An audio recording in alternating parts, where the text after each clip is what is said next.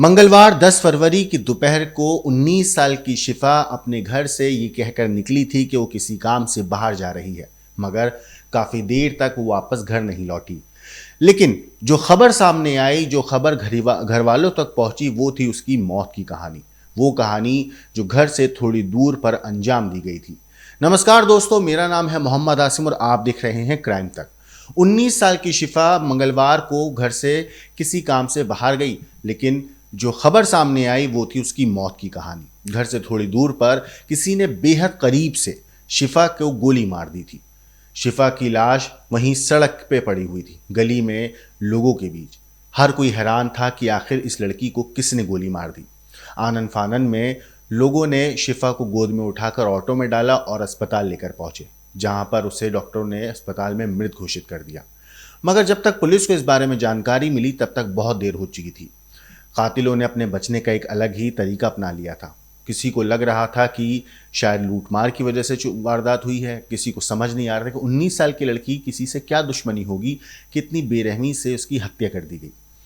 कहानियां अलग अलग निकलकर सामने आ रही थीं। इसी बीच जो खबर सामने आई वो थी कि एक लड़का था जिसका नाम नदीम था। 25 साल का नदीम और शिफा कभी एक दूसरे से प्यार करते थे, और ये भी खबर निकलकर सामने आई कि नदीम को कोई और लड़की भी थी, वो भी प्यार करती थी।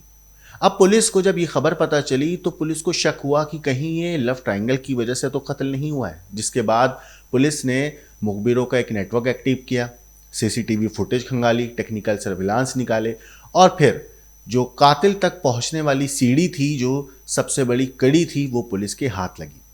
दरअसल हुआ ये कि पुलिस ने जब इस पूरे मामले में तफ्तीश करी तो पुलिस को कई कहानियां निकलकर सामने आई, लेकिन उनमें से जो नदीम वाले एंगल था, उस कहानी में पुलिस को थोड़ा सा ज़्यादा बिलीव हुआ, थोड़ा यकीन हुआ कि कहीं ना कहीं इस पूरे केस में नदीम का कहीं ना कोई कनेक्शन ज़रूर है।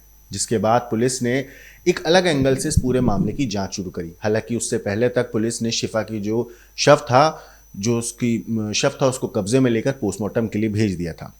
शुरुआत में लगा पुलिस को कि ये किसी एक इंसान का काम नहीं है। हालांकि उस टाइम पे जो हालात थे वो यही लग रहे थे कि किसी एक इंसान ने शिफा को बेहद करीब से गोली मार दी। लेकिन सबसे बड़ा सवाल दोस्तों यहाँ पे यही था कि एक 19 साल की लड़की की किसी से क्या दुश्मनी हो सकती है कि इतनी बेरहमी से किसी ने उसके इतने करीब से और इतनी हैवानियत गोली मारी हो। फिर भी पुलिस ने अपनी तफ्तीश का दायरा जो है उस वक्त ज़्यादा फैलाया नहीं, थोड़ा सीमित ही रखा। लेकिन फिर जब पुलिस ने पता किया, उसके बारे में जानकारी जुटाई, पता हर तरीके से छोटी से छोटी जो चीज़ें होती हैं पता की गई, टेक्निकल सर्विलांस की मदद ली गई, तो पुलिस को पता चलता है कि इस केस में नदीम नाम का जो शख्स है उसका वाकई में एक इन्वॉल्वमेंट है। दरअसल मंगलवार को दोपहर का वक्त था जब ये पूरी वारदात हुई। लोग अपने अपने काम में लगे हुए थे और तभी फुरकानिया इलाका है, मुंबई के गोवंडी इलाके के पास एक जगह है, वहाँ पर एक फुरकानी इलाका है। वहाँ पर जब गोली की आवाज़ सुनाई थी तो लोग भी हैरान थे, हक्का बक्का थे कि आखिर ये हुआ क्या है। लेकिन जब तक लोगों ने वहाँ पहुँचे जहाँ से गोली की आवाज़ आई थी, ज़मीन पर खून से लथपथ जो है शिफा की लाश पड़ी हुई थी। अब इसके बाद पुलिस ने 12 घंटे तक नॉन स्टॉप इस केस में तफ्तीश शुरू करी, क्योंकि ये पूरी वारदात एक ऐसी वारदात थी जिसने मुंबई पुलिस की जो सुरक्षा व्यवस्था है सीधा उस पर सवाल खड़ा कर दिया था। पुलिस ने तेजी दिखाते हुए इस पूरे केस को सुलझाने के लिए रात दिन एक किया और 12 घंटे के अंदर इस पूरे केस में जो कातिल है और जो कत्ल की वजह है, उन दोनों चीज़ों को पुलिस ने दुनिया के सामने लाकर रख दिया। यानी कि मर्डर मोटिव भी पता चल गया और जो कत्ल करने वाला शख्स था वो भी पुलिस की गिरफ्त में आ गया। दरअसल इस पूरे मामले में पुलिस ने 25 साल के जो मुख्य आरोपी हैं नदीम और उसकी एक साथी महिला जिसकी उम्र तकरीबन 23 साल है, इन दोनों को पुलिस ने गिरफ्तार कर लिया है।